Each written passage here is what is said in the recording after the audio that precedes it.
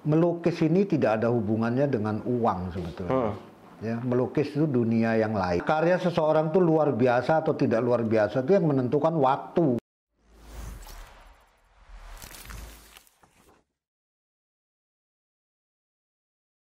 Welcome back di Art Corridor. Kita lagi mau podcast hari ini seperti biasa, dan kita bakal ngejelasin, ngobrol-ngobrol halus sama Pak Yatim, salah satu seniman yang belajar langsung sama legend kita, Dullah. Nah, hari ini gue mau nanyain pertanyaan yang banyak banget ditanyain ke gue, yaitu gimana sih cara ngejual lukisan. Ini pertanyaan banyak didatang dari teman-teman seniman lainnya.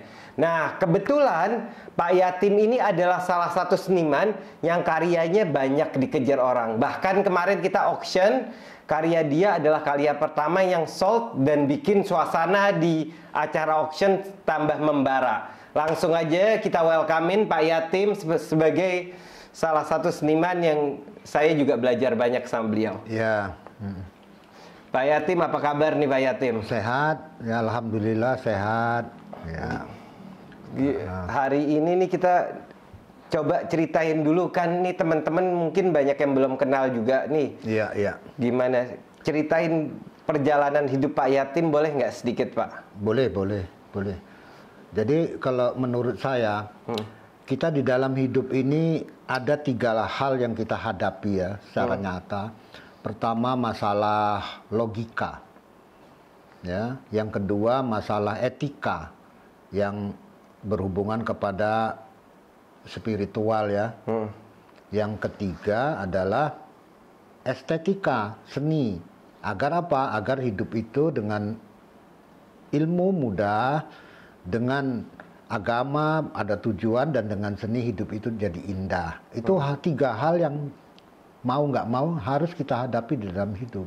Oke, nah kalau Pak Yatim secara perjalanan seninya gimana Pak Yatim? Mulainya tuh belajar dari siapa? Iya. Dalam seni lukis itu sama seperti dalam hal apa saja ya. Apakah itu olahraga, apakah itu non seni ya. Yang dia punya tuntutan-tuntutan. Yang pertama dari segi pengalaman, dari segi teknis, dan dari segi penghayatan ya. Jadi semua itu harus ditekuni secara matang. Jadi nggak ada bedanya antara seni dengan dunia lain, itu saya rasa nggak ada bedanya. Oke. Ya. Pak Yatim, ceritain nih gimana Pak Yatim mulai menjadi seniman nih, startnya dari mana, gimana, coba ceritain ke kita Pak Yatim. Kalau ditanya boleh. Saya sebetulnya nggak mau jadi seniman ini. Masa Pak Yatim nggak mau jadi? Maunya jadi apa ya? Jadi apa ya? Presiden. Jadi presiden apa jadi apa? Jadi seniman tuh susah, tapi itu garis hidup orang kan. Bahwa manusia ini ada bakat-bakatnya yang dititipkan Tuhan sebelum dia lahir ke dunia ya. Betul. Maka dalam sajak Khalil Gibran ada berbunyi, cuplikannya beginilah: siapa yang bisa menanamkan pelajaran kecuali orang-orang yang terjaga di pajar subuh pengetahuan. Nah, maksudnya itu bakat. Seorang guru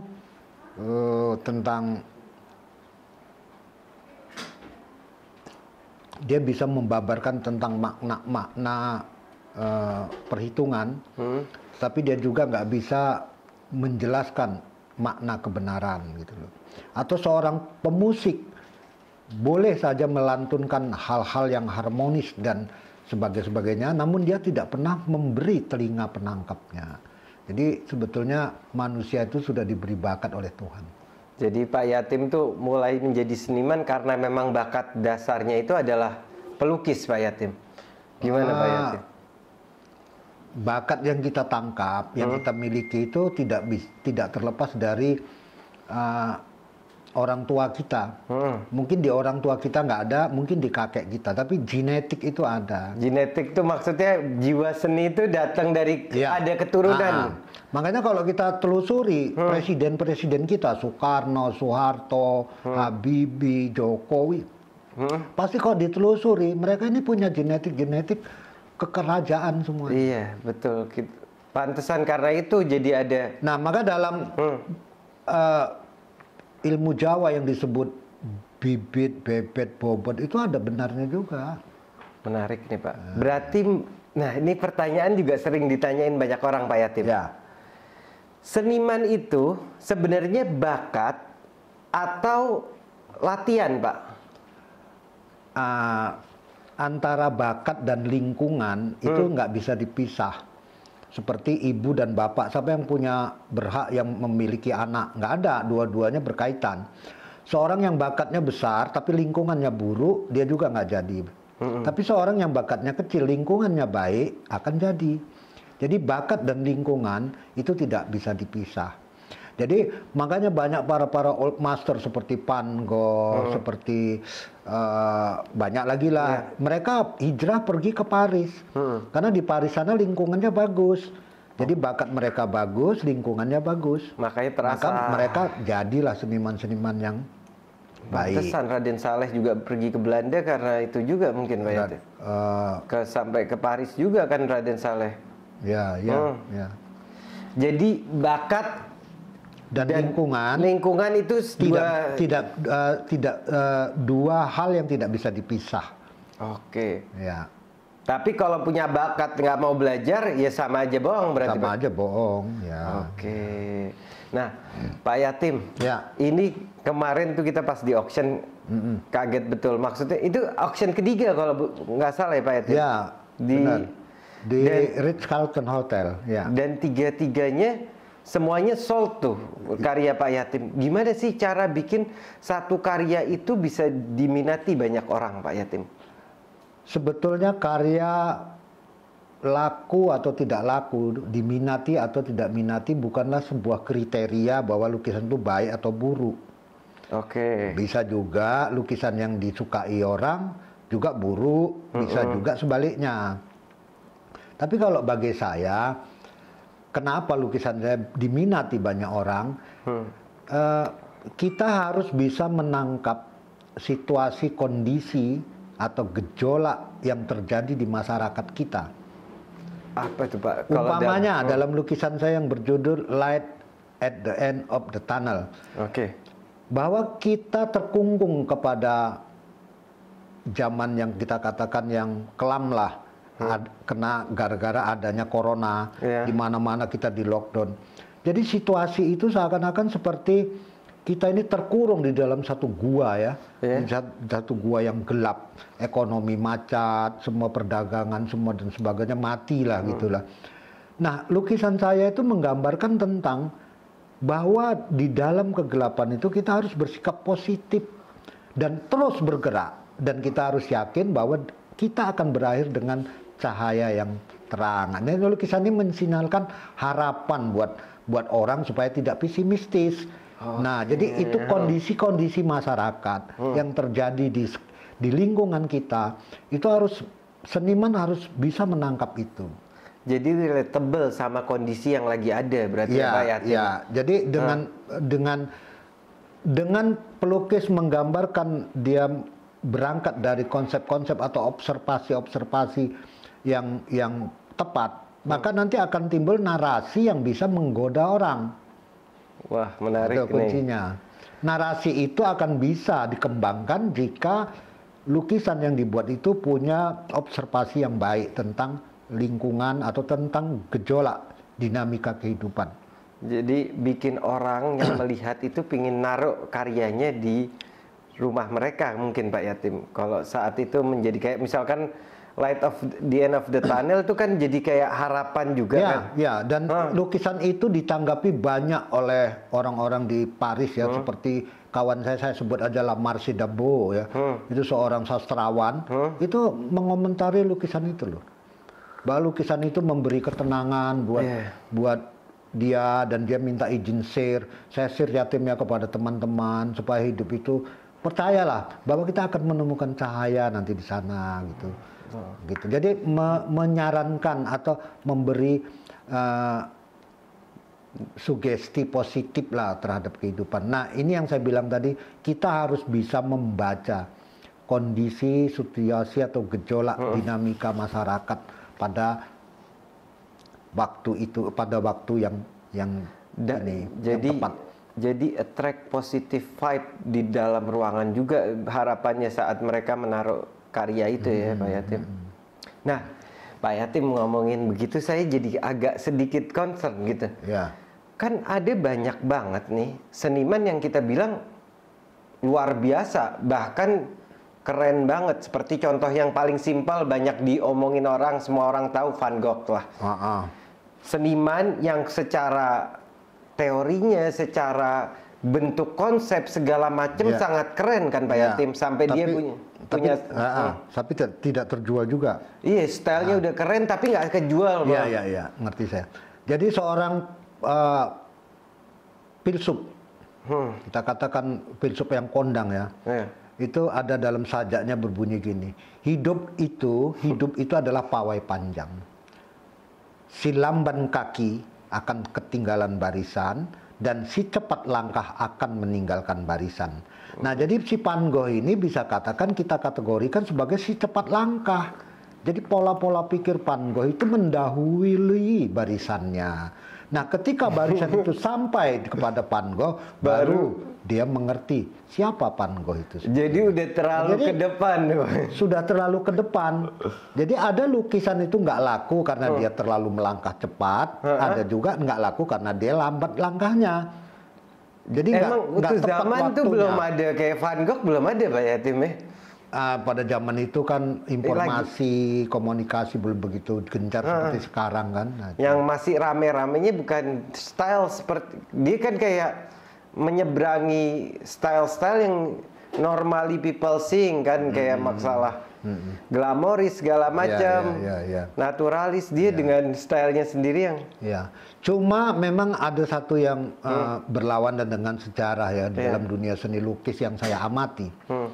Kalau saya baca buku-buku sejarah bahwa hal-hal yang bersifat kreatif baru itu akan menjadi konflik di masyarakatnya. Jadi konflikter. Contohnya seperti Van Gogh menghadirkan karya-karya itu orang konflik. Hadirnya impresionisme. Ya, orang juga konflik sampai impresionis itu dari sebutan impression dalam bahasa Prancis yang artinya apa ini kesan-kesan aja gitu loh. Tapi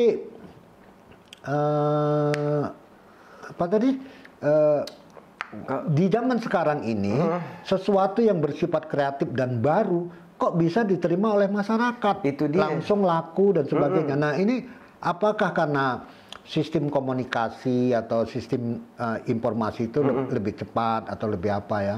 Mungkin emang gitu. udah maksudnya kejadian seperti Van Gogh itu sudah jarang ditemui di zaman sekarang Pak Yatim. Saat mereka mendahului daripada style yang ada, kan kalau Van Gogh itu mendahului daripada zamannya. Barisannya lah. Kalau sekarang terjadi hal yang sama, kan ini bisa jadi para seniman jadi takut. Kalau gue terlalu nyebrang, terlalu mendahului style yang ada yang lagi hype sekarang, ntar malah gue nggak laku. Gimana tuh? Itu itu bukan seniman. Perilaku seperti itu, pola berpikir seperti itu bukan seniman, itu pedagang. Pedagang Pak Yatim. Jadi, kalau seniman gimana Pak Yatim? Dia laku tak laku, dia yang melukis apa yang dia rasakan, gitu. Tapi gimana mereka mau hidup? Maksudnya kan kita pingin juga Pak Yatim sebagai seniman itu hidupnya pingin tentram dong Pak Yatim, gimana? Melukis ini tidak ada hubungannya dengan uang sebetulnya. Ya, melukis itu dunia yang lain, dan uang itu juga dunia lain. Tidak nyambung kalau kita bilang-bilang. Makanya antara seniman pelukis dengan galeri umpamanya itu sebetulnya nggak nyambung. Tidak akan klop itu. Kenapa? Galeri itu pikirannya di angka-angka. Sedangkan seniman pikirannya di dalam mimpi. Gak bakal ketemu itu. Jadi ada keidealis. Nanti berujung nanti gunjing-gunjingan. Oke. Tapi kan ya gimana Pak Yatim? Ada yaitu berat something yang harus solvable nggak sih Pak Yatim? Karena kan harus seniman di satu sisi harus punya makan seenggak-enggaknya kelayakan hidup lah Pak Yatim. Masih banyak seniman di luar sana yang saat kondisi sekarang ini dia karyanya luar biasa, tapi mereka mau jual agak berat. Ya. Kalau Nah, karya seseorang tuh luar biasa atau tidak luar biasa itu yang menentukan waktu. waktu ya Pak Yatim. Dua hal yang tidak nyambung kalau menurut saya antara seni dan uang gitu loh. Oke. Ya. Tapi Nah, maka seniman-seniman pada waktu yang lampau itu lebih mateng ya karya-karyanya. Ya, lebih mateng. tugasnya seniman apa kalau gitu Pak Yatim? Kalau emang mereka ini, tapi satu, saya masih tetap melihat ada kebutuhan mereka untuk apakah harusnya. Tapi saya juga melihat kayak seniman emang ada bagusnya mereka punya satu bisnis juga untuk menyupport. Nah, ini semuanya kan sudah kebijaksanaan orang ketiga. Contohnya ya seperti diadanyakan lelang, itu kan ini udah bisnis. Nah, di sanalah seniman terbantu gitu. Oke. Tapi bukan seniman itu membuat sesuatu karya untuk lelang, bukan. Jadi itu yang harus dihadirin sama seniman, disadari. Seniman itu cuman kewajibannya dia membuat karya. Setelah karya itu jadi mau diapain dia pun nggak mau tahu. Bukan karena ada lelang seniman melukis, tapi karena lukisan banyak maka ada satu badan lelang untuk memasarkannya, kan gitu kan? Oke, menarik. Gitu. Jadi apa Pak Yatim saran nih buat anak-anak muda yang masuk mau jadi seniman? Ya. Kan banyak nih. Oke, tahu Pak. Jadi gini, untuk menjadi seniman, yang pertama itu yang kita pelajari adalah hal-hal yang dasar. Kita katakanlah pelukis umpamanya. Pelukis itu punya kriteria dasar ya. Jadi umpamanya kita katakan dari segi teknik yang paling mendasar itu adalah drawing. Ya, harus menguasai drawing. Nah, itu kalau Affandi itu master drawing ya. Kita bisa lihat dari karya-karya Affandi dari potret pensil hitamnya ya. Affandi membuat anatomi itu menunjukkan kepiawaian Affandi dalam drawing. Nah, teknik-teknik itu yang harus kita kuasai. Nah, baru nanti berkembang kepada distorsi umpamanya atau pengurangan. Di dalam lukisan juga ada penambahan itu penting, pengurangan itu juga penting. Gitu loh. Jadi teknik-teknik itu. Jadi kebanyakan yang saya lihat di Indonesia ini ilmunya itu tanggung. Dari segi teknik tanggung, ilmu pengetahuan realisnya juga tanggung, ya kan? Realis dia buat daun satu buah aja nggak bisa, ngomongnya cita-cita mau buat hutan, kan? Jadinya konyol, kan? Nah, teknik itu nggak boleh diabaikan. Teknik sangat penting berarti itu sangat penting bagi perupa, tapi juga tanpa teknik juga bisa juga kalau dia punya konsep-konsep yang kuat. Tapi menurut sejarah, orang-orang yang melahirkan satu kreativitas yang baru itu semua dasar realismenya, naturalisme sangat kuat. Seperti Picasso pun. Seperti Picasso, umur 9 tahun, Picasso itu udah melukisnya seperti Basuki Abdullah. Wow. Itu Picasso umur 9 tahun loh. Jadi saat orang kayak... Kita katakanlah saya pun udah lupa siapa namanya. Pelukis abstrak namanya siapa ya? Aduh, kok saya... Kopi dulu mungkin Pak Yatim. Mondrian. Iya. Itu juga pelukis realis awalnya. Cuman dia pindahkan ke saat... Nah, dia konsep-konsep yang dia dapat dalam perjalanan itulah, maka dia tinggalkan, kan gitu kan. Tapi secara pengetahuan naturalis, pengetahuan dasar mereka sangat matang. Itu apakah itu impactful Pak Yatim? Saat kayak misalkan ngomongin Picasso lah, kita jadikan contoh Picasso. Apakah realis si Picasso itu berdampak saat beliau mendapatkan kubismenya? Iyalah, dampak umpamanya harmoni warna, dimensi atau perspektif dan sebagainya itu sangat berperan di sana. Contohnya dalam lukisan Picasso lah. Dalam lukisan Picasso kita hanya melihat garis ya, garis dari pensil gitu ya. Kita lihat garis pensil gitu. Tapi kita bisa merasakan bahwa ada karakter di garis itu. Pokoknya dia menggaris tentang paha. Nampak paha itu lembut gitu loh. Jadi itu garis yang didasari oleh pengetahuan yang mendasar itu beda dengan garis asal garis. kelihatan bagi orang yang bisa melihatnya. Kelihatan bagi orang yang bisa menangkapnya. Ya. Nah, jadi umpamanya dari karya-karyanya kita kayak Chen Ipe. Chen Ipe itu karyanya yang terkenal itu namanya Dawai ya. Ada juga ombak, tapi saya lebih tertarik dengan dawainya. Seorang wanita yang lagi menyetel senar dawai, ya, itu sampai bunyinya pun kedengaran di situ. Wow. Padahal itu lukisan ya, tapi kita bisa merasakan bunyi dari sana gitu. Nah itulah karya-karya yang seperti Van Gogh kayak Tim ya, menceritakan karyanya itu ada seperti berbunyi Pak ya. Gimana Pak? Seperti musik lah ya. Picasso itu banyak mengambil belajar dari yang namanya seorang pelukis still life yang namanya Jean-Simon Chardin. Kalau tulisan itu Simon Cardin gitu ya. Jadi bacanya dalam bahasa Prancis itu Chardin, Simon Chardin. Nah dia belajar dari komposisi-komposisi seorang pelukis still life yang namanya Jean-Simon Chardin itu tadi. Bagaimana komposisi-komposisi antara benda-benda kecil yang bulat disatukan dengan benda besar yang petak atau ada garis lurus. Dia menangkap di sana, dia belajar dari sana. Nah, jadi contoh juga seperti Van Gogh, bagaimana Van Gogh belajar tentang kehidupan ya, tentang empati. Dia banyak belajar dari seorang pelukis yang pelukis di desa yang namanya François Millet ya. Jean François Millet itu ya. Jean François Millet itu dia banyak belajar sampai karya-karya Millet itu dia copy, dia pelajari gitu.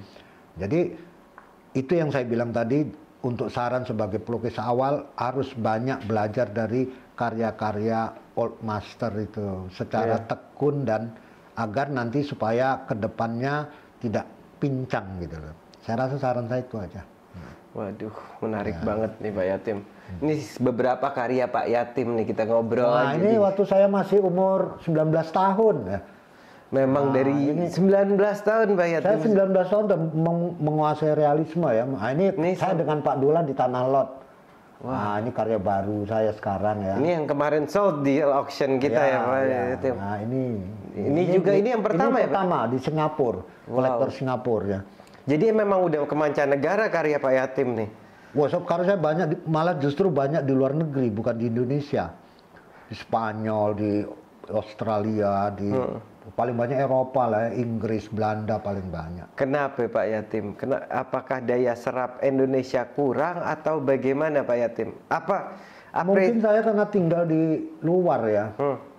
Menurut Pak Yatim, apresiasi orang Indonesia terhadap seni dibanding sama orang luar, bagaimana Pak Yatim di mata Pak Yatim? Waduh, nanti kalau saya bilang jujur, orang pada marah sama saya. Enggak kan, malah dengan adanya kita buka ini, orang mungkin bisa realize, bisa apa, jadi satu dongkrakan biar anak-anak di luar negeri itu banyak museum ya. Banyak museum dan orang-orang sejak dini sudah belajar di museum gitu ya. Tentunya apresiasi mereka itu lebih tinggi ya dibanding dengan kita di sini gitu loh. Iya, ngaruh banget. Nah, orang-orang Eropa, orang Barat itu biasanya cenderung melihat karya itu objektif. Karena mereka sih orang-orang itu kan. Nah kalau kita ini kan melihat karya itu tidak objektif. Ada rasa sosial. Oh ini punya Bill Mohdor. Oh ini kawan aku nih, bagus karyanya. Ada hal-hal yang sifatnya sosial gitu loh. Ya. Dan pengetahuan tentang apresiasi seni ini bahwa baik atau tak baik itu ya tentunya jauh beda dibandingkan dengan orang luar, jauh beda, terutama Eropa. Betul. Maka tujuan saya yang paling utama adalah nanti saya akan harus bisa membuat pameran tunggal di kota Paris ya, karena itu tujuan saya. Itu di sana persaingannya begitu berat dan penghinaannya tanpa adab sebetulnya gitu loh. Nah, sangat kasar ya, sangat kasar. Jadi kalau saya bisa berhasil pameran di Paris, itu saya rasa udah barometer ya. Tapi harus siap untuk Tapi untuk siap dicaci maki lah gitu. Tapi saya juga kan sudah susun strategi dari sekarang kan. Beberapa kawan-kawan saya sastrawan atau pelukis sana sudah mulai mendukung gitu loh. Tapi kalau melihat karya Pak Yatim sih, ya nggak ada alasannya dikejar-kejar orang banyak, Pak. Kita nggak mesti takut sama siapapun kalau kita punya konsep-konsep yang jelas. Apalagi zaman sekarang kita bisa buka apa saja kan, bahwa gitu. Pak Yatim, sebagai orang Indonesia nih Pak Yatim, apakah Pak Yatim saat pingin berkarya di luar ada sedikit dibilang jiper lah karena gue Indonesia nggak Pak Yatim? Enggak. Gimana Pak Yatim? Nah itu maka saya bilang tadi bahwa pengetahuan yang mendasar itu sangat penting agar menempa orang jadi kuat. Gitu. Saya umur 20 tahun sudah melukis orang telanjang. Jadi saya nggak grogi, nggak apa, karena saya konsentrasi kepada karya saya, bukan kepada orang telanjangnya. Benar. Jadi pengetahuan yang mendasar itu sangat penting. Makanya kita lihat secara sekolah pendidikan umum ya, kalau SD-nya itu bagus, tertib, maka dia ke depannya akan tertib. Tapi kalau di SD-nya dia udah kacau balau, SMP, SMA dia kan pasti kacau balau. Tapi terakhir nih Pak Yatim sebelum kita tutup, ini pertanyaan yang banyak ditanyain orang juga. Kalau seandainya dia, apakah seniman itu harus belajar secara sekolahan atau bisa otodidak juga Pak Yatim? Saya rasa dua-duanya juga ada benarnya. Kalau kita lihat sejarah lah, bapak seni lukis dunia, bapak seni lukis modern dunia itu namanya Paul Cézanne. Itu dia masuk akademi tidak diterima oleh akademi. Ada. Terus di Indonesia ini juga yang paling pelukis teratas itu adalah Sujoyono Avandi. Itu dua-duanya mereka bukan dari akademi. Akademi ini saya pikir cuma mempersingkat waktu untuk agar orang tidak berlama-lama mendapat pengalaman kan, gitu. Tapi jadi kalau tidak juga akademi seni tidak menjamin orang jadi seniman. Bayangin setiap tahun berapa ratus orang yang keluar dari akademi, ya senimannya yang keluar cuma 2-3 orang. Yang menjadi cahaya dibuat. Iya, nggak semua kan, tidak semuanya. Ada yang jadi pelukis reklame, ada yang jadi supir angkot, banyak. Berarti akademi juga tidak menjamin orang bisa jadi seniman. Jadi yang menjamin itu adalah orang itu sendiri. Orang itu sendiri. Tanpa akademi juga dia kalau memang jadi seniman ya jadi seniman. Oke, thank you banget. Ya. Ini by the way, kita baru banget ngobrol sama Pak Yatim. Ini salah satu ilmunya menarik banget. Dan gue minta tolong buat kalian semua yang nonton ini video, kalau kalian merasa ada ilmu yang bisa didapat dari sini, lo komen di bawah. Kenapa? Jadi besok-besok gue bisa panggil lagi si Pak Yatim ini.